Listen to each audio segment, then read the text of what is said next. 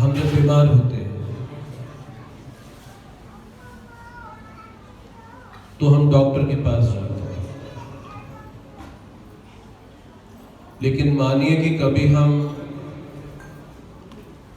इतने ज्यादा बीमार हो जाएं कि डॉक्टर के पास तक ना जा सकें तो क्या होता है?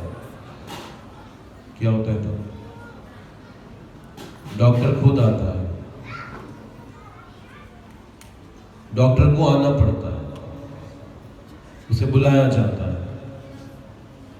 वैसे ही ये कलयुग आध्यात्मिक दृष्टि से बीमार लोगों का युग है, और बीमारी इतनी बड़ी हुई है कि जो हमारे इस रोग का इलाज कर सकते हैं वो परम भगवान, हम उनके पास जाने की हालत में भी नहीं है। इसीलिए वो भगवान खुद आते हैं बाहर। कोई भी पूरे भारतवर्ष में ऐसा मंदिर नहीं या ऐसे विग्रह नहीं जो खुद भगवान अपना दर्शन देने के लिए बाहर जाते हैं।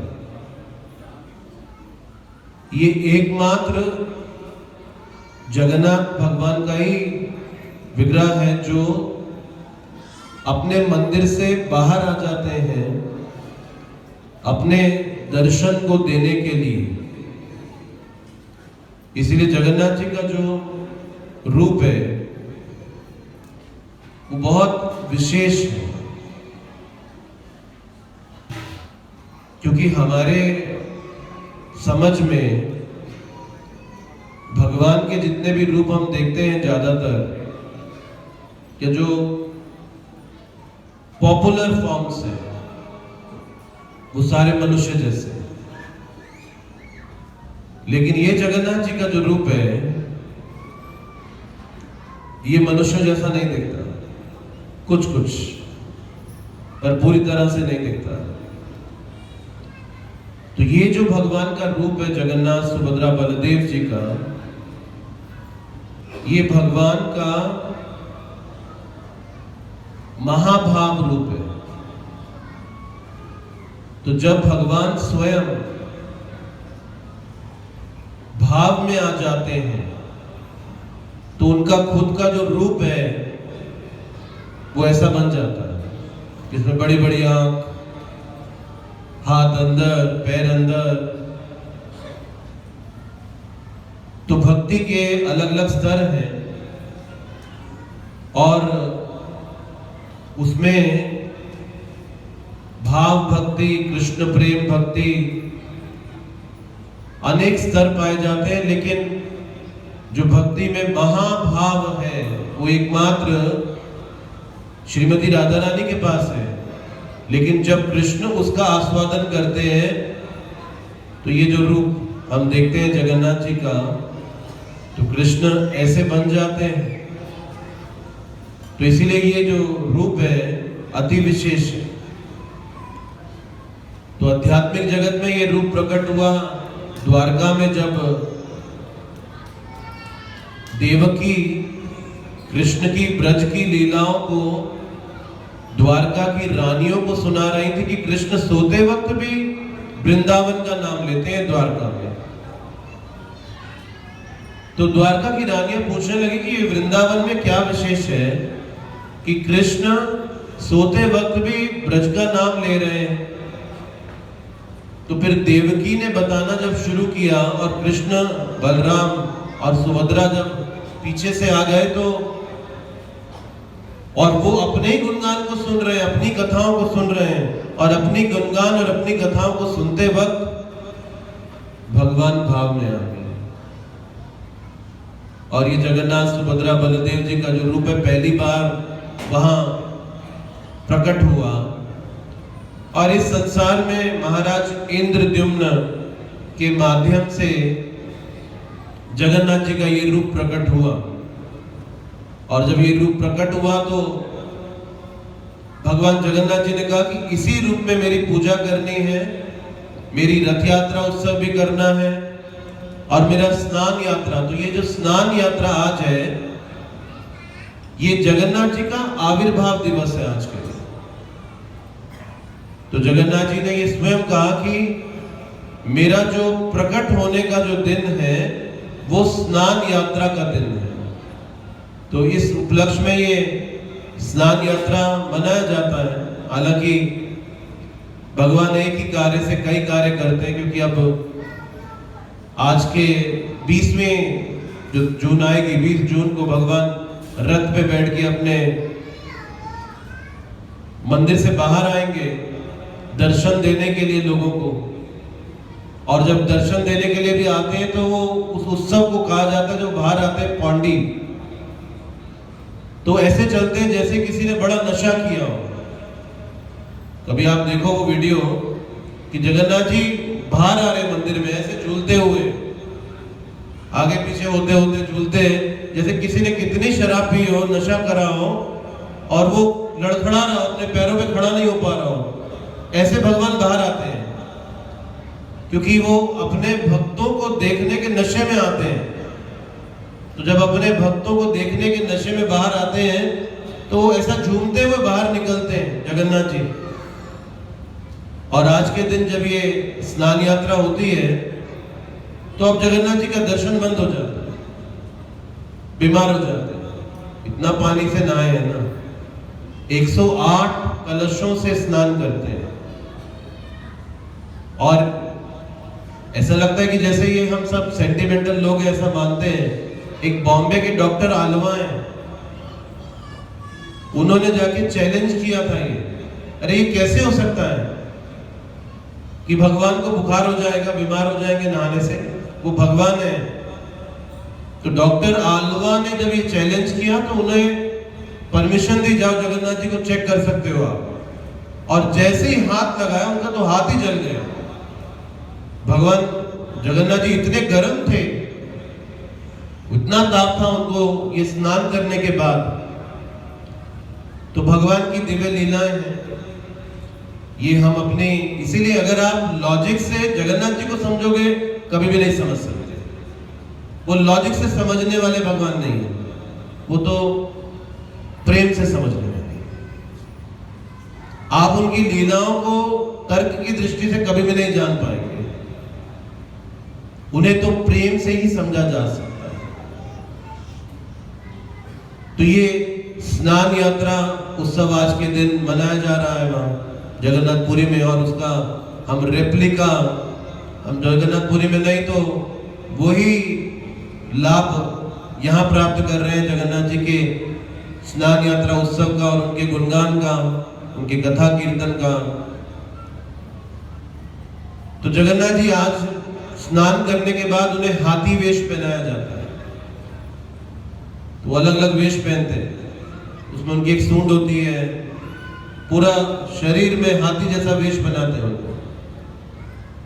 इसके पीछे भी कथा है कि कर्नाटका से एक भक्त आया था, और जब ये कर्नाटका से भक्त आया तो ये गणपति जी का भक्त था। तो इसे जगन्नाथ जी का नाम बहुत सुना था, बड़ा प्रसिद्ध है भगवान जगन्नाथ जी।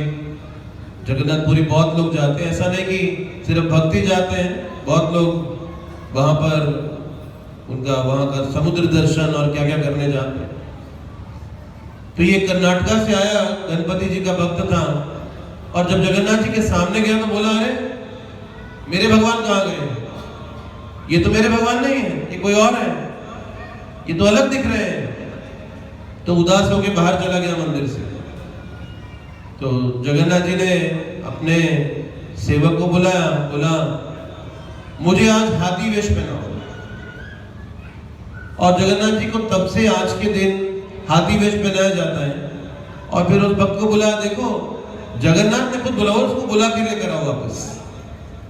वो कर्नाटका के भक्त को बुलाया गया वापस, और वो देख के भाव विभोर हो गया, अरे भगवान आप किस रूप में थे? पहले मैं आपको पहचान नहीं पाया था, आप तो यहाँ वही हो जिन्हें मैं देखने के लिए आया था।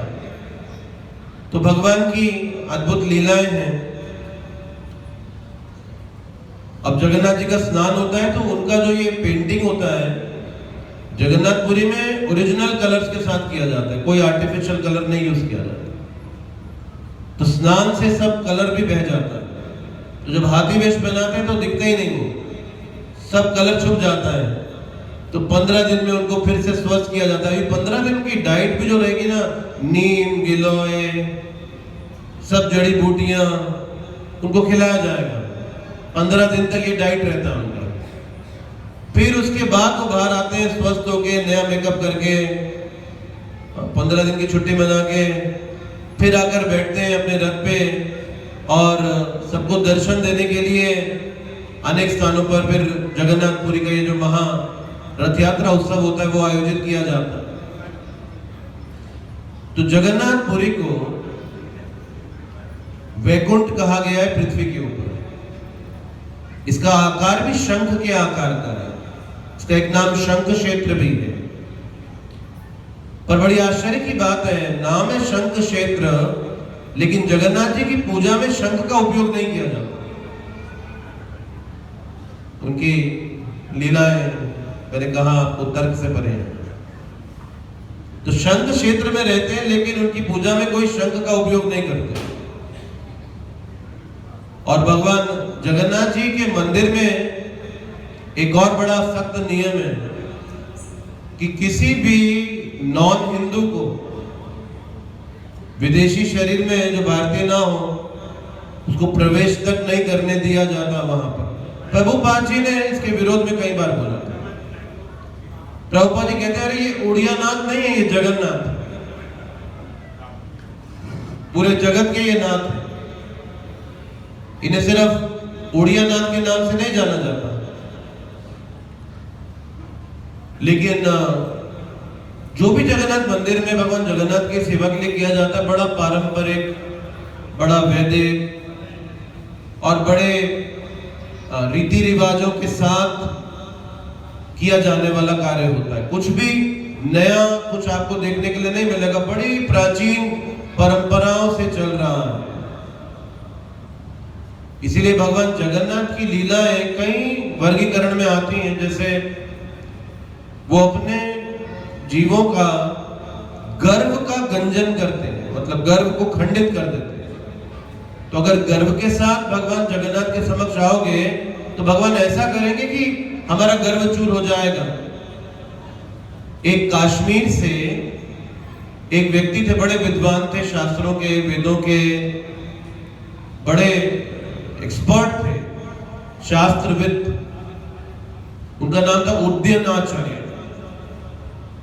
उन्होंने एक दिन एक शास्त्र में पढ़ा कि जगन्नाथ जी के दर्शन मात्र से एक व्यक्ति को मोक्ष मिल जाता। वो बोला ये कैसे हो सकता है? हम इतनी जब साधना करते हैं, हृदय शुद्ध होता है, अनर्थ निवृत्ति होती है, तो जाकर भगवान का प्रेम और उनकी भक्ति मिलती है। ये कैसे हो सकता है कि उनके दर्शन मात्र से ही किसी को मोक्ष मिलता हो? विश्वास नहीं होगा। काश्मीर से जगन्नाथपुरी आए। अब जगन्नाथपुरी आए और जब जगन्नाथपुरी में भगवान के दर्शन के लिए जगन्नाथ मंदिर में गए तो मंदिर का दरवाजा बंद था। भगवान जगन्नाथ जी ने अंदर से मंदिर का दरवाजा बंद कर दिया, किसी को भी अंदर नहीं आने दे रहे। तो जो पांडे उनकी सेवा में थे बड़े हैरान हुए कि अरे आज मंदिर का दरवाजा कैसे बंद हो गया अंदर से? हमेशा रोज बाहर से बंद होता है, हम खोलते अंदर जाते हैं, आज अंदर से कैसे बंद रहे हैं? ये खुल क्यों नहीं रहा? एक दिन पूरा बीत गया, जगन्नाथ जी ने दरवाजा नहीं खोला। दूसरा दिन बीत गया, तीसरा दिन बीत गया, जगन्नाथ जी ने दरवाजा नहीं खोला। सब लोग बड़े हैरान है, क्या हो क्या रहा है? तो जगन्नाथपुरी का राजा भी बड़ा परेशान हो गया। उस तक निवेदन पहुंचने लगा, उस तक प्रार्थनाएं पहुंचने लगी, अरे भाई ये क्या हो रहा है? भगवान जगन्नाथ जी ने दरवाजा बंद कर लिया, हो क्या रहा है अंदर? क्यों जगन्नाथ जी दर्शन नहीं देना चाहते? क्या चल रहा है? तो भगवान जगन्नाथ जी राजा के स्वप्न में और कहते हैं वो एक उद्यनाचार्य नाम का व्यक्ति आया है, जब तक वो पुरी से बाहर नहीं जाएगा मैं दरवाजा नहीं खोलूंगा। उस नास्तिक को बोलो ये बाहर निकल जाए इधर जगन्नाथपुरी से, उसके लिए यह जगह नहीं है। तो राजा ने जाके पंडित को बताया कि देखो भाई ये स्वप्न आया मुझको आज, और भगवान जगन्नाथ खुद बोल रहे हैं कि उड्डयन आचार्य जब तक पुरी से बाहर नहीं जाएगा मैं दरवाजा नहीं खोलने वाला। तो पांडे ने जाके जोर जोर से चिल्लाने लगा बाहर मंदिर के, कौन है उड्डयन आचार्य, कौन है? उड्डयन आचार्य आए, हाँ मैं हूं। बोला आपसे प्रार्थना है आप चले जाओ इधर से बाहर, जब तक आप नहीं जाओगे जगन्नाथ जी ने आदेश दिया वो मंदिर नहीं खोलने देंगे। तो उड्डयन आचार्य बड़े लज्जित हुए और समझ गए क्यों नहीं खोलने देंगे, कि मेरे वचनों पे अविश्वास करता है। उन्हें विश्वास हो गया इस बात कि भगवान की वाणी भगवान से अभिन्न होती है, भगवान की वाणी में और भगवान में कोई भेद नहीं है। तो विश्वास हो गया इस बात के ऊपर कि दर्शन मात्र से मोक्ष प्राप्त होता है। ये जगन्नाथ जी की महिमा है, जगन्नाथ स्वामी की। तो इसीलिए मैंने कहा सभी भगवान के रूपों में बड़ा विशेष है ये। इनकी आप जितनी महिमा जाने उतना लगेगा कि कितना कम हम ये भगवान जगन्नाथ जी के विषय में समझते हैं। अब जहां भी भगवान है तो उनका एक सुदर्शन चक्र भी वहां रहता है। और जब हम भगवान या फिर किसी विशेष व्यक्ति के नजदीक जाते हैं तो कभी कभी हमारे मनों में गर्व की भावनाएं भी आ जाती। हमें लगता है देखो हम कितने विशेष हैं कि एक विशेष व्यक्ति के संपर्क में हैं हम सब। तो सुदर्शन को भी ऐसा ही गर्व हो गया। तो भगवान जगन्नाथ जी ने सुदर्शन की भावना को ठीक करने के लिए क्या किया? बोला देखो मेरा एक बहुत विशेष भक्त है बाहर, तुम जाओ और उसको अंदर लेकर आओ। तो सुदर्शन को लगा रहे मेरे अलावा और कौन विशेष हो सकता है, मैं तो इधर ही हूं, इसको ढूंढने के लिए भेज रहे हैं मुझे बाहर। तो जगन्नाथ जी ने कहा आदेश दे जाओ लेकर आओ। तो सुदर्शन गए और देखा कौन है? हनुमान जी। सुदर्शन ने कहा इनको नहीं आने दूंगा। और सुदर्शन ने चारों द्वारों पर, 4 द्वार है, दक्षिण पूर्व पश्चिम उत्तर द्वार, चारों द्वारों पर सुदर्शन घूमने लगा और जगन्नाथ जी के आदेश के विरुद्ध में चला गया। और हनुमान जी प्रवेश कर रहे हैं और सुदर्शन चल रहा है, तीक्ष्ण तेजी से सुदर्शन चलता जा रहा है।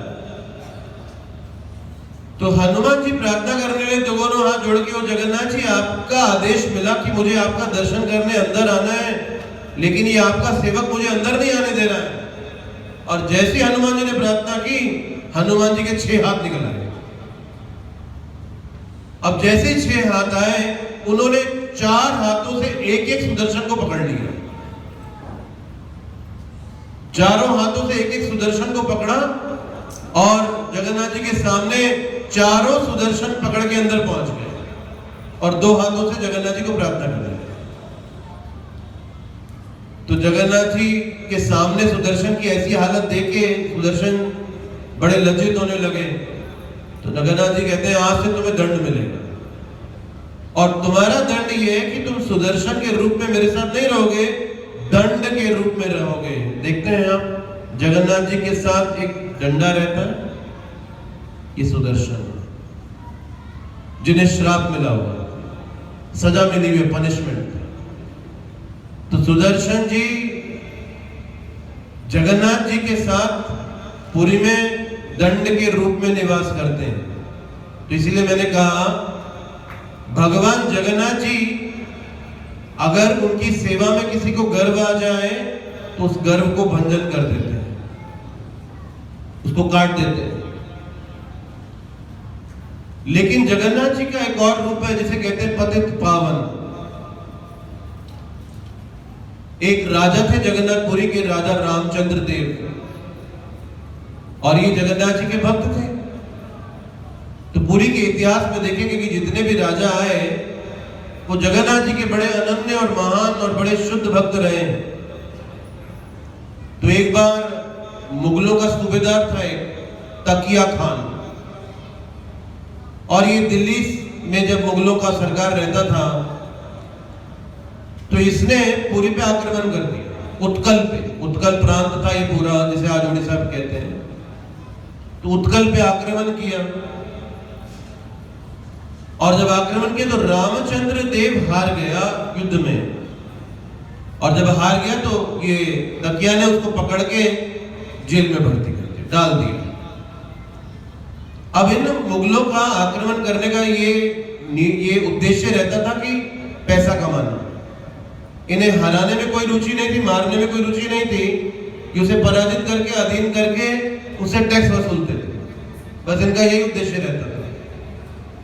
तो इस सूबेदार ने भी कहा कि देखो रामचंद्र देव, अब तुम्हें छोड़ देंगे, लेकिन एक काम ये करना होगा कि जगन्नाथपुरी में जितने भी लोग जगन्नाथ का दर्शन करने आएंगे उनको एक स्पेशल टैक्स देना पड़ेगा। और बहुत लोग दर्शन के लिए आते थे, और उसने ये आय का साधन सोचा कि हमारी सरकार का नया आय का साधन बनेगा। और साथ ही साथ ये राजा रामचंद्र देव हमेशा अधीन रहे मुगलों के, कभी विरोध ना करे, तो उसने कहा एक और शर्त पे तुम्हें छोड़ेंगे, तुम्हें मेरी बहन से शादी करनी होगी। तो ये मुसलमान था, उसकी बहन का नाम रजिया था। तो ये रामचंद्र की देव कहता है नहीं मैं नहीं शादी कर पाऊंगा, ये बात तो बिल्कुल नहीं मानूंगा, क्योंकि उस समय के अनुसार अगर किसी मुसलमान से शादी हो गई तो जो हिंदू समाज था उसको रिजेक्ट कर देता था। तो अब इसके ऊपर बड़ा दबाव आने लगा। तो रजिया जो उसकी बहन थी तकिया की, वो उससे मिलने आई और कहती है कि आप मुझसे शादी कर लो, मैं जगन्नाथ की भक्त हूं। क्योंकि मेरी माँ हिंदू थी, तो ये मुगल लोग यही करते थे, कहीं पर जीत करते थे, आक्रमण करते थे, तो ऐसे ही शादियां करते थे और संधि करते थे और अपने साम्राज्य को बढ़ाते रहते थे। तो उसकी माँ भी हिंदू परिवार से, जिसकी शादी सूबेदार से हुई थी, और उनकी पुत्री ये रजिया थी। तो रजिया ने बोला मेरी माँ जगन्नाथ की अनन्य भक्त और मैं भी भक्त हूँ, तो आप मुझसे शादी कर लो, आपको कोई नुकसान नहीं होने वाला। तो राजा रामचंद्र देव ने तो विवाह कर लिया, लेकिन पूरी में जब ये खबर फैली तो बोला राजा भी अब मंदिर में प्रवेश नहीं करेगा। ये आज तक परंपरा है जगन्नाथपुरी में कि हर एकादशी पे जो जगन्नाथ जी के मंदिर के ऊपर गुंबद में सुदर्शन है, वह हर एकादशी में दीपक दिखाया जाता है और राजा के लिए प्रार्थनाएं बोली जाती है, उसके साम्राज्य के लिए, उसकी अच्छाई के लिए, उसके वेलबींग के लिए। तो ये भी बंद कर दिया गया। जैसे ही रामचंद्र देव ने इस रजिया से विवाह किया, उसका प्रवेश करना तक मंदिर में बंद कर दिया। पूरी की परंपरा है कि जब भी रथ यात्रा होती है तो सबसे पहले जगन्नाथ जी के सामने राजा आकर झाड़ू लगाता है, तब रथ चलता है। यानी कि राजा भी भगवान का सेवक है, ये एक जो है परंपरा है और ये सिद्धांत है। चाहे राजा की चाहे कोई साधारण व्यक्ति, सभी भगवान के अंश हैं और सेवक लोग हैं भगवान। तो अब राजा रामचंद्र देव को पूरी की यात्रा में झाड़ू भी नहीं लगाने दिया। तो ये राजा रामचंद्र देव तो बहुत दुखी हो गया, बड़ा भक्त था भगवान का, और सोचने लगा रही कि क्या मेरे साथ अन्याय चल रहा है। और जगन्नाथ जी के मंदिर के सिंह द्वार पर जाता है और सिंह द्वार पर जाके भगवान जगन्नाथ से हाथ जोड़ के निवेदन करता है, जगन्नाथ जी मेरे ऊपर इतना मुझे पक्षपात किया जा रहा है, मुझे आपके दर्शन से भी वंचित कर दिया गया है, देखिए मेरा दुर्भाग्य तो देखिए।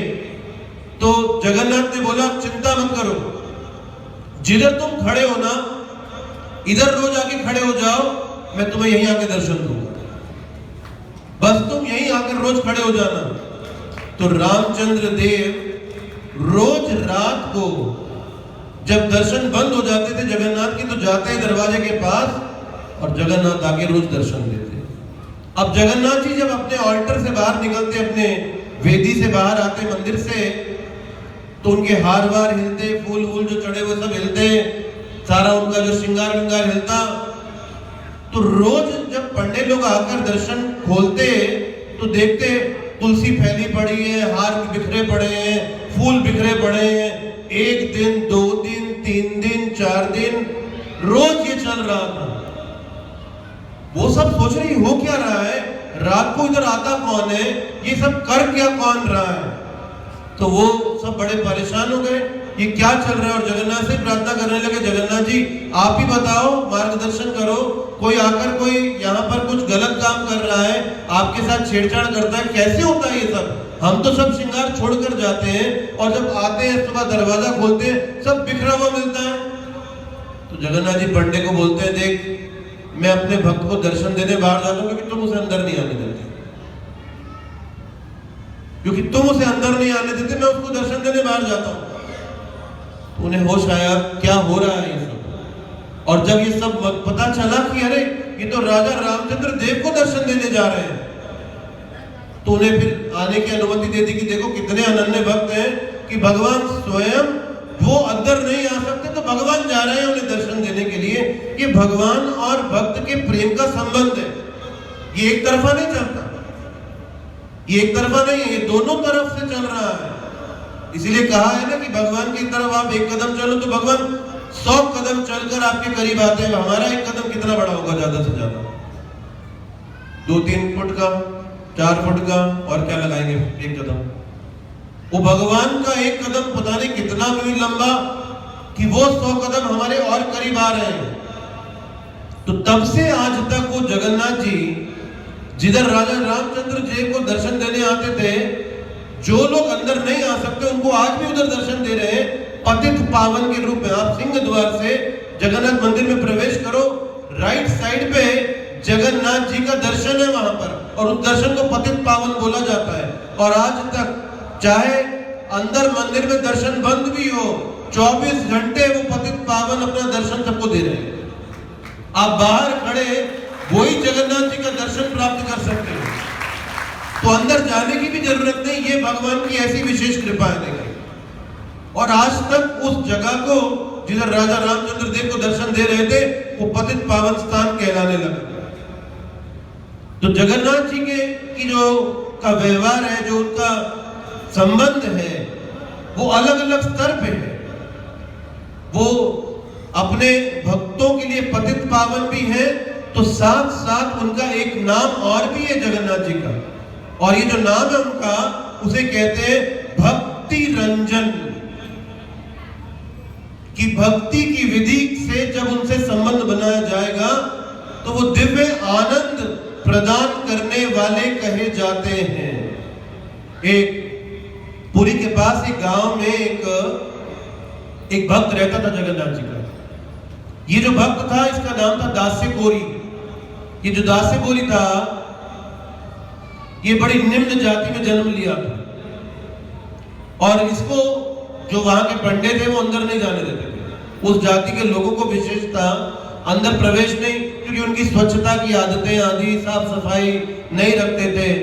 तो पंडे लोग सोचते थे कि जगन्नाथ जी के ये जो मंदिर में ऐसे लोगों को प्रवेश नहीं होना चाहिए जो अस्वच्छ जीवन जीते। इसीलिए नॉन हिंदूज की एंट्री बैन है, उसका कारण है ये भी कि अस्वच्छ जीवन शैली जीने वाले लोग, इसलिए जगन्नाथ जी के मंदिर में प्रवेश नहीं करने देते।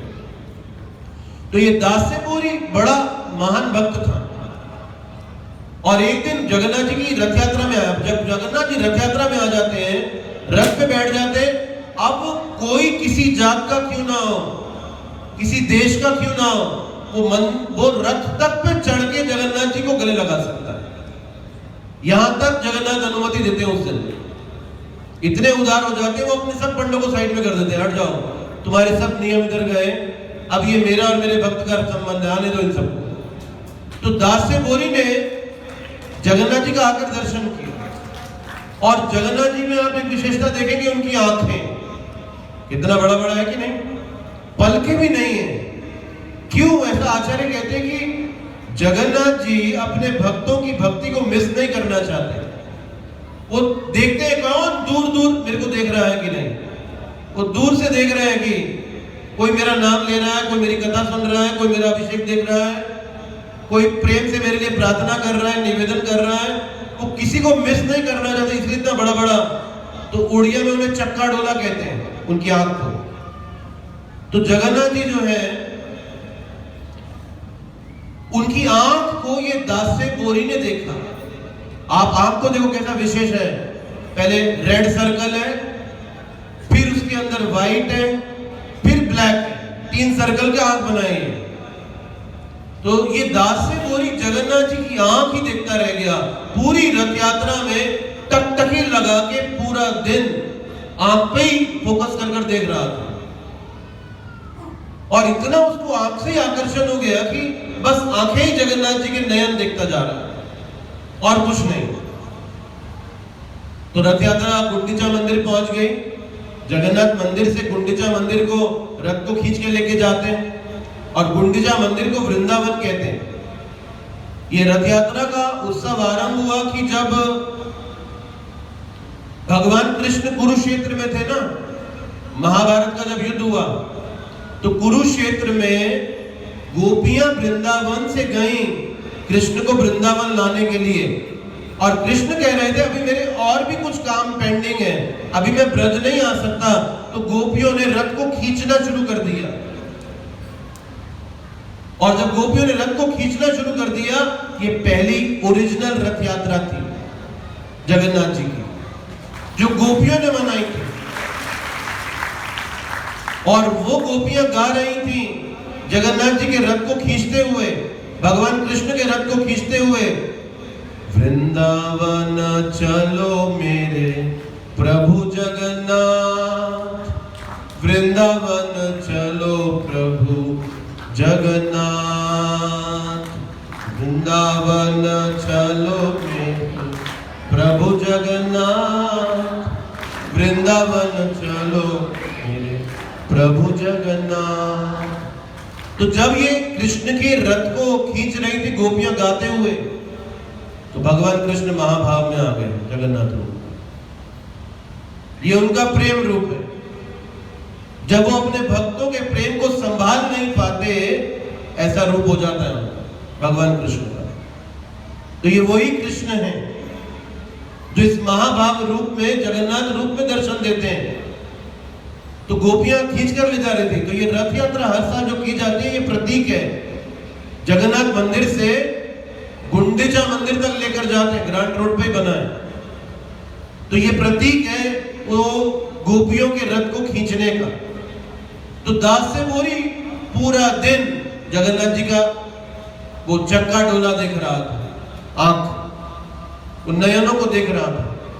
वो इतना आकर्षित था, इतना खो गया आंखों में ही भगवान की। इसीलिए जगन्नाथ मंदिर में विदेशियों को नहीं आने देने का एक और रीजन है। ऐसा जगन्नाथ जी के शास्त्रों में कहा गया है, कुछ विदेशी आएंगे और वो जगन्नाथ जी से इतना प्रेम करेंगे, जगन्नाथ जी उनके प्रेम में उनके साथ उनके देश चले जाएंगे। तो डर है पंडों को, वो जाने नहीं देते, इसलिए उनको घुसने नहीं, बोले घुसने नहीं देंगे। अब आप देखिए, जगन्नाथ मंदिर में विदेशियों को प्रवेश नहीं करने देते, लेकिन प्रभुपाद जी ने पूरे विश्व भर में जगन्नाथ जी को पहुंचा दिया। पूरे विश्व के कोने कोने में आज जगन्नाथ रथ यात्राएं आयोजित होती हैं। तो ये दास से बोरी जगन्नाथ जी के नयनों में खोया है, उनकी आंखों में। और अपने गांव रात को पहुंचा तो इसकी पत्नी, थका आया, इसकी पत्नी ने, अब बहुत दरिद्रता का जीवन जीते थे ये लोग, तो मिट्टी के प्लेट थी, मिट्टी की प्लेट में उसने चावल रखे और कुछ शाक बनाया था, वो जल गई थी, काले रंग की हो गई थी, वो ऊपर से डाली। तो जब दास से बोरी ने देखा लाल प्लेट, सफेद चावल और ऊपर काला शाक, क्या नजर आया? जगन्नाथ की आंख, जगन्नाथ की आंख नजर आई। और वो तो जगन्नाथ आंख को देख के पागल हो गया और नाचने लगा, जय जगन्नाथ जय जगन्नाथ जय जगन्नाथ करते। पत्नी को लगा इसको कोई भूत आ गया लगता है, अरे मैंने प्रसाद डाल के दिया खाने को इसको, और ये तो जय जगन्नाथ करते नाच रहा है, उछल रहा है, कूद रहा है, इसको क्या हो गया? वो गांव वालों को बुला के, अरे मेरे पति को कुछ हो गया है, इसको ठीक करो, ये क्या हो गया इसको, ये कुछ क्या, इसको बीमारी हो गई क्या? तो ये दास से बोरी था, इतना प्रेम था उसे जगन्नाथ जी से, तो रहा नहीं गया, जगन्नाथ जी के मंदिर में आ गया। पंडित ने दरवाजे पे रोक दिया, तेरे को पता नहीं तुमको जाना अलाउड नहीं है अंदर। बोला मुझे जगन्नाथ जी को भोग लगाना है। बोला तू नहीं जा सकता। तो रोने लगा, जगन्नाथ ये क्या आपका मंदिर है और ये क्या सेवक आपके, अरे मैं आपको प्रेम से भोग लगाना चाहता हूं और आपके ये सेवक मेरे को आपके पास तक नहीं आने देना चाहते। तो जगन्नाथ जी आ गए उसके पास, बोले तू जिधर भी भोग लगाएगा ना मुझको मैं ले जाऊंगा, वो जितना भोग लगाने लगा तुझको। दास से बोरी पूरी टोकरी आम की ले आया, 40 आम थे उसमें, और जगन्नाथ मंदिर के दरवाजे पे आके खड़ा हो गया और दोनों हाथों में 2-2 आम पकड़े कहता है जगन्नाथ जी स्वीकार कीजिए। और देखा दोनों आम गायब है। सामने पंडा बैठे देख रहे हैं क्या हो रहा है। फिर 2 आम उठाए, बोला जगन्नाथ जी स्वीकार कीजिए, दोनों आम गायब, जितने उठाए गायब, जितने उठाए गायब। पंडा बोलता है जादूगर आदमी, ये जादूगर है, तो जादू कर रहा है, मूर्ख बना रहा है सबको। सारी टोकरी के आम गायब कर दिए उसने एक एक करके। बोला ये जादूगर है, देखो जादू करता है, ये धोखा दे रहा है लोगों को। बड़े सारे लोग इकट्ठे हो गए आसपास इस सबके बीच में, तो इतना सब इतनी देर तक चल रहा था, सब लोग देखने के लिए उधर खड़े हो गए थे आकर। तो दास से बोला नहीं नहीं मैंने कोई जादू नहीं किया। जगन्नाथ जी ने आके बोला मैं जिधर भी उनको भोग लगाऊंगा लेंगे वो मेरा भोग, और वो ले रहे हैं। अरे कहां ले रहे हैं, वो तो अंदर बैठे हैं। बोला जा देख कर तो अंदर। और जैसे ही पंडा अंदर गया तो वो तो बेहोश हो गया। सब तरफ मंदिर के अंदर आम की गुठलियां फैली है, छिलके फैले, जगह जगह आम का रस टपक रहा है, हर जगह आम ही आम नजर आ रहे हैं पूरे गर्भगृह के अंदर। ये जगन्नाथ जी की है लीला। तो इसीलिए भगवान जगन्नाथ जो है उन्हें आप बुद्धि से कभी नहीं जान पाएंगे। मैं एक बार ऑटो में पढ़ा था जगन्नाथपुरी में, एक ऑटो वाले में वो पीछे लिखते हैं कालिया हिसाब करी छू। वो जगन्नाथ जी को कालिया बोलते हैं, वो लोग काले रंग के हैं। बोले कालिया हिसाब करी छू, गड़बड़ करेगा तो कालिया हिसाब करेगा तेरे साथ आके। वो कालिया देख रहा है बैठा हुआ अंदर, वो काली की आंख देख रही है तो क्या करने वाला है और क्या करने जा रहा है। इसलिए भगवान जगन्नाथ जी के भक्त बहुत विशेष है। एक और महाराष्ट्रियन माता जी थी जिसका नाम था कर्माबाई। ये रोज सुबह उठते ही जगन्नाथ जी के लिए खिचड़ी बनाती थी, नहाए बगैर। रसोई में घुसते ही उठती और सुबह सुबह जगन्नाथ जी के लिए खिचड़ी बनाती। बहुत सीधी सरल थी, ज्यादा सदाचार ज्यादा नियम आदि नहीं जानती थी। तो दातुन करते करते भी बनाती थी खिचड़ी। और कभी कभी दातुन करते करते जब खिचड़ी बनाती, खिचड़ी को हिलाना होता तो दातुन के पिछले वाले भाग से भी हिला देती थी और आगे से दातुन करती रहती थी। एक दिन एक सन्यासी आ गया उसके घर में और देखे ये कर्माबाई क्या कर रही है। वो तो सर पकड़ लिया, वो ये कोई तरीका है जगन्नाथ के लिए भोग बनाने का। उसको समझाने लगा, देखो माँ ऐसे नहीं भोग बनाते, पहले उठ के नहाओ, स्नान करो, तिलक धारण करो, मंत्र उच्चारण करो, फिर रसोई में प्रवेश करो, फिर भोग रखो स्वच्छता से, और उस समय जगन्नाथ का स्मरण करो, और ऐसे करके भोग बनाओ साफ सफाई से। अब रोज जब कर्माबाई खिचड़ी बनाती थी, रोज मंदिर खुलने से पहले जगन्नाथ जी आके उसकी खिचड़ी खा के जाते थे और खिचड़ी खा के जाके फिर जाकर बैठ जाते थे। फिर आके पंडा सुबह दरवाजा खोलता था तो दरवाजा खुलने से पहले वो भोग खा चुके होते थे। अब क्योंकि कर्माबाई उठते ही बनाती थी तो काफी टाइम रहता था जगन्नाथ के पास आके खिचड़ी खा के जाकर फिर मंदिर में बैठने के लिए। लेकिन अब ये जो सन्यासी ने आके नियम बता दिए सारे, तो कर्माबाई नहा धो के सब साफ सफाई करके सब घर साफ करके भोग बनाने लगी तो जगन्नाथ जी को लेट हो जाता था। अब मंदिर खुलने का टाइम हो जाता था और जगन्नाथ जी भोग लगाने आए, खाने के लिए आए भोग। अब उधर मंदिर खुलने का टाइम हो रहा है तो उससे पहले जाकर बैठना है, तो अभी क्या करें, इधर तो लेट कुकिंग हो रही है, तो 2-3 दिन तो बिना खाए चले गए जगन्नाथ जी और बड़ी कठिनाई खड़ी हो गई। अब फिर उसके बाद जो भगवान जगन्नाथ जी कर्माबाई से कहने लगे, ओ कर्म ओ खिचड़ी कर मां जल्दी, ओ खिचड़ी कर मां, इस कर मां, खिचड़ी कर मां जल्दी करते थे तो उसका नाम कर मां बाई पड़ा था तब से, क्योंकि जगन्नाथ जी आके ऐसे मांगा करते थे उससे। तो जगन्नाथ जी अब बहुत जल्दी जल्दी, अब कर्मा भाई बोले आप भगवान जगन्नाथ जी में भोग बनाती है आपके लिए, आप खा के क्यों नहीं जा रहे हो, क्योंकि टाइम नहीं बचता था, इतना कम टाइम रहने लगा था खुलने में और खाने में। तो भगवान जगन्नाथ जी कैसे करके बस मुंह में उड़ेलने लगे। अब उड़ेलते तो कपड़ों में भी खिचड़ी गिरती, जगह जगह खिचड़ी गिरती, और जब भगवान जाके जगन्नाथ वेदी पे बैठते तो जाके पंडा दरवाजा खोलता तो देखता सब कपड़े वपड़े में खिचड़ी लगा हुआ है। बोलने लगे क्या चल रहा है, ये क्या हो रहा है यहाँ पे, ये कैसे इतना खिचड़ी विचड़ी लगा हुआ है, सब जाके कितना कैसे फैला हुआ है। तो जगन्नाथ जी ने पंडे को बोला मैं क्या करूं, वो मुझे टाइम ही नहीं दे रही खाने के लिए। तो पंडा गया, बोला ओ कर्मा भाई तू जैसे बनाती है बना, लेकिन जगन्नाथ को प्रेम से खाने दे, उनको प्रेम से खाने दे, उनको जल्दी करो मां नहीं करने दे, उनको प्रेम से खाने दे। आज तक रोज सुबह 4 बजे जगन्नाथ जी के मंदिर में उनको खिचड़ी भोग लगती है, कर्मा बाई। उस खिचड़ी का नाम ही कर्मा बाई की खिचड़ी है। तो क्या कर्मा बाई ने भगवान जगन्नाथ जी को क्या खिचड़ी खिलाई कि आज तक वो खिचड़ी का नाम भी कर्मा बाई की खिचड़ी पड़ा, और रोज सुबह भगवान सबसे पहले उठते खिचड़ी खा रहे हैं। आप एक और ऐसी भक्त थी जिसका नाम था लंदी। ये लंदी माता जी बड़ी वृद्ध थी। तो जगन्नाथ जी को जो बार के लिए बोला जाता है कि उनका हाथ कभी सूखता नहीं है। हाथ सूखता नहीं का मतलब क्या है, एक भोग खाते हैं दूसरा आ जाता है, दूसरा खाते हैं तीसरा आ जाता है, दिन में भोग की लाइन लगी रहती है, खाते ही रहते हैं सारा दिन। इसीलिए उन्हें जो भगवान है अन्न ब्रह्म बोला जाता है।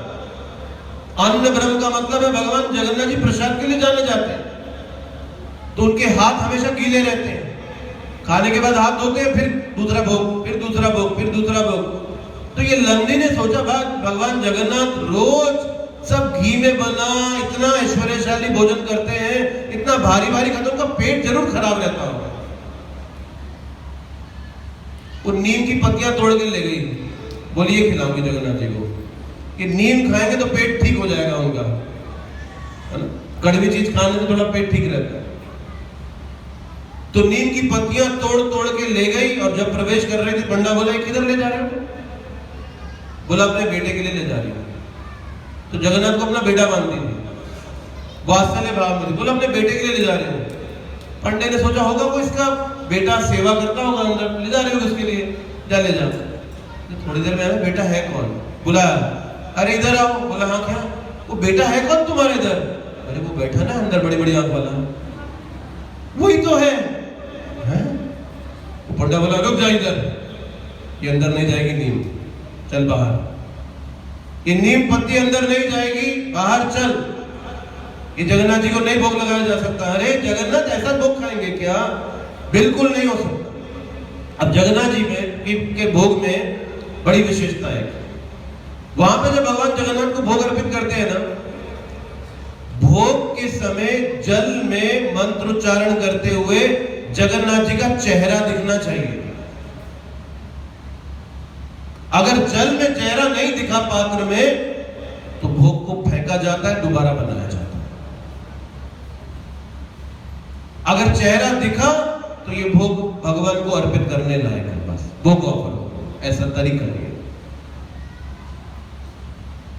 उस दिन के बाद भोग पात्र में जगन्नाथ जी का चेहरा दिखना बंद हो गया। सुबह दोपहर शाम रात हर भोग में जो चेहरा दिखता था बंद। सेवक परेशान। जगन्नाथ जी की रसोई एशिया की बिगेस्ट किचन है, और उनकी रसोई में 36 वैरायटी के सेवक हैं जो प्राचीन परंपरा से सेवा करते आ रहे हैं। एक परिवार की सेवा पानी निकाल के लाने की कुएं से, एक परिवार की सेवा नारियल घिसने की, एक परिवार की सेवा एक काम करने की, और पीढ़ी दर पीढ़ी वही परिवार वही काम करते आ रहे हैं। यहां तक कि जब भोग बन जाता है तो एक घंटी बजाई जाती है, सीटी बजाई जाती है। एक परिवार की सेवा सीटी बजाने की है। वो सीटी बजाते हैं तो भोग उठाने वाले आते हैं और भोग उठाकर लेकर जाते हैं। जब तक सीटी नहीं बजेगी भोग नहीं उठेगा। तो अब वो चेहरा नहीं दिख रहा है। जगन्नाथ जी की रसोई में तो मातम छा गया। अरे क्या हो गया अपराध कि भगवान तो भोग ही नहीं ले रहे हैं। तो सब लोग रोने लगे, पंडित लोग इकट्ठे हो गए, भगवान जगन्नाथ जी क्या अपराध हमसे हो गया, आप भोग नहीं स्वीकार करें। तो जगन्नाथ जी कहते हैं मुझे नीम की पत्तियां चाहिए, मेरा पेट खराब है, तुम क्या भोग लगा रहे हो मुझे, नीम की पत्तियां लेकर आओ तब मैं खा पाऊंगा कुछ। और आज तक परंपरा है उधर जगन्नाथ मंदिर में कि लंदी के बाद से भगवान के भोग में एक कड़वी सब्जी रोज बनाई जाती है। तब से अब तक सुक्ता, कुछ करेला, कुछ भी कड़वा रोज जगन्नाथ जी को भोग लगाया जाता है साथ में, ताकि उनका हाजमा ठीक रहे। तो ये भगवान जगन्नाथ जी हैं, बड़े लाइवली, बड़े भक्त परायण हैं, अपने भक्तों के साथ बड़े विशेष संबंध को रखते हैं। और इसीलिए उनके हर चीज की बड़ी महिमा है, उनके हर कार्य की बड़ी महिमा है। जगन्नाथ जी का मंदिर बहुत कम समय के लिए बंद होता है। ये सबसे कम समय के लिए बंद होने वाला भारत देश का एकमात्र मंदिर है। वो ज्यादातर समय खड़े अपना भक्तों को दर्शन देते ही रहते हैं, किसी को रिजेक्ट करते ही नहीं। एक बार जगन्नाथ जी के प्रसाद की बहुत महिमा है, तो उनके यहाँ एक आनंद बाजार है जहां उनके प्रसाद को खिलाया जाता है भक्तों को, कुछ दान देके। तो पंडित लोग प्रसाद, भगवान का भोग प्रसाद लाते हैं और जनमानस को प्रसाद रूप में जगन्नाथ जी का दर्शन देते हैं। तो जगन्नाथ जी का प्रसाद भी जगन्नाथ जी है, भगवान के प्रसाद पर भगवान में भेद नहीं है, वो एक समान है। तो एक बड़ा अच्छा सा दिखने वाला सुंदर सा व्यक्ति एक पंडित के पास आया, बोला महाप्रसाद मिलेगा क्या? बोला हाँ बेटा। पूरा प्लेट लगाया और राजभोग लगा था भी जगन्नाथ जी को। तो राजभोग का जो प्रसाद आया सब सर्व किया, खिला रहा है जगन्नाथ जी का। तो खाने के बाद अब पंडित थोड़ा इधर उधर हुआ देखने के लिए। ये व्यक्ति अच्छा खासा दिखने में था, अच्छे कपड़े पहने, बहुत बढ़िया घर से लगता था देखने में। भाग गया उधर से और पंडित ने देखा किधर गया, अभी तो प्रसाद खा रहा था। वो पैसे भी नहीं देकर गया, कुछ दान नहीं देकर गया, ऐसे चला गया। पंडित पीछे भाग रहा है उसके, वो भी भाग रहा है, पीछे भाग रहा है। वो भागते भागते समुद्र के पास पहुंच गया। तो समुद्र दक्षिण दिशा में, जगन्नाथ जी के मंदिर से समुद्र के पास पहुंच गया। भागते भागते वो जाके उसको गर्दन से पकड़ लिया। ए तुमने पैसा नहीं, देखने में तो तुम ठीक ठाक लगते हो, कुछ दान नहीं दे के आए, कौन हो तुम? बोला मैं इंद्र हूं। क्या? अरे मैं इंद्र हूं। इंद्र कौन? इंद्र स्वर्ग का राजा इंद्र। बोला बहुत धोखेबाज देखे मैंने तेरे जैसे, बहुत लोग अपने आप को कुछ भी बोलते हैं। पैसा निकाल मेरा। बोला मेरे पास तुम्हारे देश का पैसा नहीं है, कि तुम्हारे जगत के पैसे मेरे पास नहीं है। मैं तुम्हें आशीर्वाद दे सकता हूं, तुम जब भी वर्षा को बुलाओगे उधर वर्षा हो जाएगी। बोला ठीक है, ट्राई करके देखता हूं, फिर जाना। उधर खड़ा होकर बोला वर्षा आ जाओ, उसी के ऊपर बारिश गिर रही है बस। और दिखा कि इंद्र को लेने के लिए उनका रथ आ रहा है स्वर्ग से, और इंद्र रथ पे बैठ के जा रहे हैं। ये पंडा बोला है मैंने इंद्र को देखा। उसने जिधर इंद्र खड़े थे उधर लकड़ी गाड़ दी एक, और जगन्नाथ जी के मंदिर में बोला, खड़ा हो गया, बोला वर्षा आ जाओ। वर्षा आने लगी। जिधर खड़ा होकर बोलता वर्षा आओ, वर्षा आती थी। सब लोग हैरान है, किधर से जादू देखा था तूने, ये कहां से सीख के आया? बोला इंद्र ने वरदान दिया है। इंद्र ने? हाँ मुझे मिले। कहां मिले? वो लकड़ी गाड़ के आया था, लेकर गया। आज वो स्थान जगन्नाथपुरी में मोक्ष द्वार के नाम से जाना जाता है। देखा आपने मोक्ष द्वार, जहां व्यक्ति को अंतिम समय जलाया जाता है, उस स्थान को जगन्नाथपुरी में मोक्ष द्वार के नाम से जानते हैं। ये इधर से इंद्र गए स्वर्ग, वो स्थान पे मोक्ष द्वार बन गया, तो कैसे 33 करोड़ देवी देवता तक भगवान जगन्नाथ जी का दर्शन करने आते। इसीलिए जगन्नाथ जी के मंदिर को रात को ज्यादा टाइम बंद नहीं करते, क्योंकि रात्रि के समय मनुष्य नहीं, अब देव आते हैं जगन्नाथ जी का दर्शन प्राप्त करने के लिए। तो इसीलिए भगवान वास्तव में पतित पावन है, भक्ति रंजन है। एक जगन्नाथ जी का एक और भक्त था, इसका नाम था बलराम दास। ये एक वैश्या से बड़ा आसक्त था और साथ ही साथ जगन्नाथ जी के लिए पागल था। तो जब जगन्नाथ जी का रथ यात्रा उत्सव आया तो रथ पे चढ़ गया जगन्नाथ जी को आलिंगन करने के लिए। तो पंडित जानते थे सब लोग ये कौन है, ये वो बलराम है, बोला उधर। तो जगन्नाथ को हाथ नहीं लगाएगा, दूषित व्यक्ति है, ये ऐसा घृणित कार्य करता है, तू नियम तोड़ता है, तू नीचे उतर, जगन्नाथ जी को तू स्पर्श नहीं कर सकता। तो धक्का देके उसको बलराम दास को नीचे उतार दिया। बड़ा दुखी हो गया है जगन्नाथ जी, आज मौका मिला था आपको स्पर्श करने का, आपके सेवक लोग कितने गर्वित हैं, मुझे आपको छूने तक नहीं दिया। दुखी होके चला गया उधर समुद्र के पास। वह मिट्टी का रथ बनाया, बोला अपनी रथ यात्रा निकालूंगा। मिट्टी का रथ बना के तैयार खींचने जा रहा था। अब जगन्नाथपुरी में जो जगन्नाथ जी का रथ है ना, ये जगन्नाथ स्वयं चलाते हैं। 1973 की बात है। एक IAS ऑफिसर नया नया आया था पुरी में और उसको ये इंचार्ज मिला था जगन्नाथ मंदिर का। उसने देखा जगन्नाथ जी की रथ यात्रा बहुत लेट स्टार्ट होती है। बोला मैं बड़ा पंक्चुअल आदमी हूं, ये रथ यात्रा को एकदम ठीक कर दूंगा। पंडों को बोला देख इस साल जो रथ यात्रा होगा सुबह सुबह 8 बजे रथ चला देंगे। पंडे बोले अरे साहब हमसे नहीं चलता है, ये जगन्नाथ जी चलाते हैं। बोला तुम जगन्नाथ जी को बाहर जल्दी लेकर आओ, बाकी काम मैं देखूं। अब वो IAS था, उसके सामने क्या बोले ये लोग।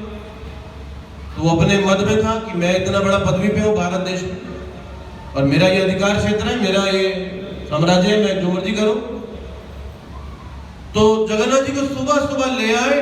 अब जैसे ही रथ के पास पहुंचे, रैंप होता है, रैंप के ऊपर से जगन्नाथ जी को चढ़ाया जाता है। रैंप के पास आकर जगन्नाथ जी नीचे लेट गए। बोले मैं नहीं जाऊंगा। बड़े टेंट्रम करते हैं जगन्नाथ जी। नीचे लेट गए जगन्नाथ जी और पंडे लोग हाथ जोड़ने लगे, आ जाओ जगन्नाथ जी, यहां तक आए, ऊपर भी आ जाओ। बोले नहीं जाऊंगा। वो IAS आया, बोला क्यों नहीं जा रहे? ये तुम लोगों की साजिश है, तुम लोग, ये तुम जान के नहीं लेके जा रहे हो। पुलिस को बुलाया, सारी पुलिस फोर्स आ गई। बोले जगन्नाथ को ऊपर चढ़ाओ। पूरी की पुलिस फोर्स लगा दी, जगन्नाथ हिल नहीं गए, बैठे। 3 बज गए, उसका था 8 बजे चला दूंगा रथ। दोपहर के 3 बज गए, जगन्नाथ जी लेटे हुए रथ के आगे, ऊपर चढ़ने का नाम ही नहीं ले रहे। राजा को बुलाया, अरे भैया आप ही कुछ कर लो, हमारे हाथ से हालत बाहर है, ये पता नहीं आज रथ यात्रा होगी भी नहीं होगी, सब रिकॉर्ड टूट जाएगा हमारा पुरी का। अब लोग उसे बोल रहे हैं हाँ तो जल्दी चलाना चाहता ना, देख चला लिया तूने जल्दी। अरे जल्दी क्या, ये तो सामान्य दिनों से भी लेट कर दिया तूने।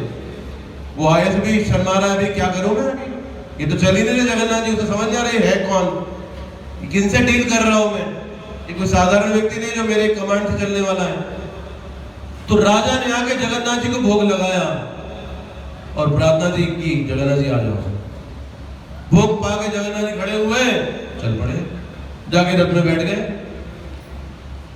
वो दिन से आज तक कोई भी अधिकारी इंटरफेयर नहीं करता जगन्नाथ जी के मामलों में। ये जगन्नाथ जी का डोमेन है, ये जगन्नाथ जी का अधिकार क्षेत्र है। जहां पे सरकार का नियम नहीं चलता, वहां पर नियम जगन्नाथ जी का चलता। तो जगन्नाथ जी बैठ तो गए, रथ फिर भी ना चले। तो राजा कहता है जगन्नाथ जी अब क्या दिक्कत है? बोले बलराम दास को लेकर। अब बलराम दास जी को लाया गया और फिर रथ भगवान जगन्नाथ जी ने चलाया। तो इसलिए भगवान जगन्नाथ जी की लीलाएं बड़ी अद्भुत है। प्रभुपाद जी ने पूरे विश्व भर में, क्योंकि नाम क्या है, जगत के नाथ, जगन्नाथ मतलब जगत के नाथ, और प्रभुपाद जी ने ये काम किया। सैन फ्रांसिस्को में पहली रथ यात्रा 1967 या 68 में आरंभ करी थी। आज पूरे विश्व में कोई शहर नहीं बचा जिधर रथ यात्रा ना चलती हो। न्यूयॉर्क में ये जगन्नाथ जी की रथ यात्रा को आरंभ करने के लिए 5th एवेन्यू न्यूयॉर्क का सबसे प्राइम एरिया है। तो भक्तों ने सोचा इधर रथ यात्रा होना चाहिए। मेयर के पास गए न्यूयॉर्क के, बोला हमको इधर जो है रथ यात्रा चल करना है, उसका परमिशन चाहिए। तो 1964 का कोई रेजोल्यूशन था उसके पास, जिसमें 5th एवेन्यू में कोई पब्लिक प्रोग्राम करना बैन लिखा था। तो भक्त लोग जगन्नाथ जी का महाप्रसाद लेकर गए, ढेर सारा। बोला आपके लिए महाप्रसाद लाए हैं, और महाप्रसाद पाया उसने। और पता नहीं क्या हुआ, बोला कहां है आपका एप्लीकेशन, निकालो। एप्लीकेशन निकालो, उस पर साइन कर दिया और लिखा कि परमिशन है इधर रथ चलाने के लिए। और साइन करते वक्त मेयर बार बार बोल रहा है, पता नहीं मैं ये क्यों कर रहा हूं, समझ नहीं आ रहा मैं ऐसा क्यों कर रहा हूं, ये परमिशन होनी तो नहीं चाहिए पर मैं साइन क्यों कर रहा हूं। ऐसा बोलते हुए साइन भी करता जा रहा है। और उसकी ट्रांसफर हो गई काफी समय के बाद, नया मेयर आया और उसने बोला ये क्या हो रहा है, ये 5th एवेन्यू में रथ यात्रा किधर से निकाल रहे हो। तो मेयर का लेटर लेकर आए पुराने, देखो जी आपके पिछले वाले ने परमिशन दिया था हमको, आज तक वो कोई पब्लिक प्रोग्राम 5th एवेन्यू में न्यूयॉर्क में अलाउड नहीं है, लेकिन रथ यात्रा अलाउड है। उधर रथ यात्रा आज भी हर साल उसी स्ट्रीट में आज तक किया जाता है। तो भगवान जगन्नाथ के भक्त अगर कुछ उनकी सेवा के लिए करना चाहें तो भगवान जगन्नाथ की कृपा से सब कुछ संभव हो जाता। और ये जगन्नाथ जी की बड़ी विशेष महिमा है, इसलिए उनके भक्तों के साथ उनके बड़े विशेष प्रेम में संवाद। ये नियम था कि जगन्नाथपुरी के जो राजा थे उनको रोज जगन्नाथ जी का पहना हुआ जो महागार्लैंड होता है, महाहार होता है, रात्रि में पहचाना जाता था जगन्नाथ जी का महाप्रसाद रूप में। तो एक पंडे की सेवा रहती थी, जगन्नाथ जी के हार को लेकर भगवान को राजा के पास जाना, उसको पहनाना। तो एक दिन पंडे ने सोचा ये रोज राजा को पहनाता हूँ, आज खुद भी पहन के देखूं क्या कृपा मिलती है। पहन लिया खुद और फिर उतार दिया, और पहन के उतार के ले जाके राजा को पहना दिया। और जब राजा को पहना तो राजा ने देखा उस बाहर में एक लंबा बाल निकला। पंडे को बुलाया, तूने पहना था क्या ये? बोला मैं क्यों पहनूंगा। बोला ये बाल किधर से आया इसमें? अरे जिसका हार है उसका होगा। क्या बात कर रहा है? बोला हाँ जिसका हार उसका होगा ना, जा देखो। बोला मैं आता हूं देखने के लिए जगन्नाथ का बाल किधर है, मैंने तो आज तक नहीं देखा उनका बाल। बोला देखो आके। तो जगन्नाथ जी के पास आया राजा चेक करने के लिए, और जब जगन्नाथ जी के पास आया और जगन्नाथ को आकर कहता है राजा जगन्नाथ जी क्या आपके बाल हैं? जगन्नाथ को उत्तर नहीं देते। बोले जगन्नाथ जी क्या आपके बाल हैं? जगन्नाथ जी कहते जरा कान से बाल हटा, तो बताता हूं। हाँ क्या बोला तू, क्या बात कर रहा है, हाँ क्या पूछा? बोला जगन्नाथ जी क्या आपके बाल हैं? तो जगन्नाथ जी के लंबे लंबे बाल लटक रहे थे। बोला वो पंडा इतना शरारती, इसने नकली बाल लगा दिया क्या मुझे झूठ बोलने के लिए? उसने बाल पकड़े और खींचे, और जैसे ही खींचे खून की बूंदें टपकने लग गई। ये भगवान जगन्नाथ स्वामी की श्री जगन्नाथ स्नान यात्रा महा महोत्सव की। इसलिए भगवान जब अपने भक्तों से संबंध बनाने की बात करें तो ना कोई नियम ना कोई प्रतिबंध, यहां तक कि उनके खुद के द्वारा बनाए गए धर्म के नियम तक भगवान और भक्त के बीच में नहीं आ सकते। जब ये विषय भगवान और उनके शुद्ध भक्तों के प्रेम का हो तो अब कोई नियम, कोई प्रतिबंध बीच में नहीं आ सकता। इसीलिए भगवान की कृपा, गीता में भगवान कहते हैं भक्त्या माम अभिजानाति। अरे मुझे जानता कौन है, मेरी असलियत को, मेरी वास्तविकता को, मेरे रहस्य को कौन जानता है? तो कहते हैं भक्त्या, एक भक्त मेरे रहस्य से परिचित होता है। ये मेरे भक्त का गुणगान है कि वो मेरे रहस्य को समझता है। भक्तों को अधिकार दिया है भगवान ने उन्हें जानने के लिए। ये भौतिक बुद्धि और इन आंखों से ना तो वो भगवान देखे जा पाते हैं और ना वो भगवान समझे जाते हैं। उनका मार्ग तो जैसे मानिए कि अगर आपको पेड़ की जड़ में पानी डालना हो तो पेड़ की जड़ में डायरेक्ट पानी नहीं डाला जाता, मिट्टी में पानी डालोगे तो जड़ में पानी तक पहुंचता है। अगर शरीर के हर भाग में शक्ति देनी है तो ऐसा नहीं कि हर शरीर के हर भाग को भोजन देना पड़ेगा, मुंह में डालो शरीर के हर भाग में शक्ति पहुंचती है। उसी प्रकार से अगर हमें भगवान के भक्तों तक भगवान तक पहुंचना हो तो माध्यम वो मिट्टी और वो मुंह जिससे आप शक्ति पहुंचाएं या संबंध बनाएं, वो भक्त है भगवान के। उन भक्तों से संबंध बनाने का मतलब है परम भगवान से अपने संबंध की स्थापना कर पाना। इसलिए भगवान सुलभ नहीं है, दुर्लभम। लेकिन ब्रह्मा जी कहते हैं अदुर्लभम आत्म भक्तो, मेरे भक्तों के द्वारा वो बहुत अदुर्लभ, बहुत सरलता से पाए जा सकते हैं। तो इसलिए आज ये जगन्नाथ जी की स्नान पूर्णिमा महोत्सव, जिस दिन वो हर एक को अपना दर्शन दे रहे हैं, चाहे आप उनका दर्शन लेना चाहो या ना चाहो, लेकिन वो अपना दर्शन देकर हमें पवित्र बना रहे हैं, शुद्ध बना रहे हैं। और ना ही भगवान दर्शन देते अपने रूप में, पर भगवान अपनी कथाओं के माध्यम से, अपनी लीलाओं के माध्यम से भी अपने दर्शन को हम तक पहुंचाते हैं। इसलिए ये शब्द बड़े शक्तिशाली हैं। जब वो भगवान के गुणगान से जुड़ जाएं तो इन शब्दों के माध्यम से भी वो भगवान विशताम हृदय, हमारे हृदयों के अंदर कैद किए जा सकते हैं। एक भक्त है भगवान के बिल्व मंगल ठाकुर, आंख से अंधे थे और भगवान का इतना सुंदर गुणगान लिखते थे, बोलते थे, गाते थे कि कृष्ण स्वयं उनके सामने बैठकर सुना करते थे। और कृष्ण का एक दिन उन्होंने हाथ पकड़ लिया।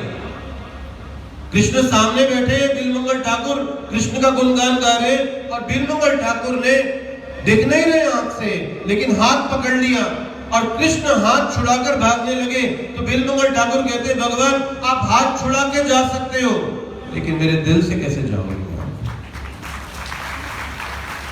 आप उधर से भागकर दिखाओ, मेरे हृदय में आप कैद हैं। और ये है भक्ति की सफलता, जब हम उन भगवान को अपने हृदयों के अंदर कैद कर कर लेके जाएं। इसीलिए चैतन्य महाप्रभु 500 साल पहले जब जगन्नाथपुरी में आए, महाप्रभु ने एक भी मंदिर नहीं बनाया, एक शास्त्र नहीं लिखा, सिर्फ 8 श्लोकों का शिक्षा अष्टकम लिखा उन्होंने। और वो चैतन्य महाप्रभु जब जगन्नाथपुरी में जगन्नाथ जी के दर्शन के लिए प्रत्येक दिन जाया करते थे और जगन्नाथ की रथ यात्रा महोत्सव में जब जगन्नाथ जी के समक्ष नृत्य किया करते थे, तो जब चैतन्य महाप्रभु दिखते नहीं थे तो जगन्नाथ जी का रथ रुक जाता और जब महाप्रभु दिखते रथ चलता। और मां जगन्नाथ रथ पे बैठे महाप्रभु को देखते, किधर है, किधर है वो, किधर है। तो इसीलिए भगवान को हृदय में कैद करना का तरीका चैतन्य महाप्रभु जी ने दिया। कैसे? कीर्तनीय सदा हरि। आप हरि के गुणगान को, हरि के पवित्र नामों को अगर सदा अपनी जीवा से उच्चारण कर सकें तो वो हरि आपके हृदयों में कैद होने के लिए तैयार है। ये हृदय उनका निवास स्थान बन सकता है। और इसीलिए भगवान अपने अनेक रूपों को हमारे समक्ष प्रदर्शित करते हैं ताकि येन केन प्रकरेण मन कृष्ण निवेशया, कि इस मन को कैसे तो करके उनके चरणों में हम लगा सकें। ये मन अनेक विषयों में विभाजित है, बटा है ना, अनेक मन अनेक विषयों में बटा है, लेकिन ये मन भगवान के चरण कमलों में मन मना, भगवान कहते हैं अपने मन को मुझे दे दो कि उनके चरणों में लग सके। इसके लिए महाप्रभु जी क्या कहते हैं, कीर्तनीय सदा हरि, कि हम सदा भगवान के पवित्र नामों का कीर्तन कर सकें। हरे कृष्णा हरे कृष्णा कृष्णा कृष्णा हरे हरे हरे रामा राम राम हरे हरे। जगन्नाथ स्वामी की, श्री बलदेव की, सुभद्रा मैया की, जगन्नाथ स्नान यात्रा महामहोत्सव की, निताई गौर प्रेमानंदे। हरे कृष्ण।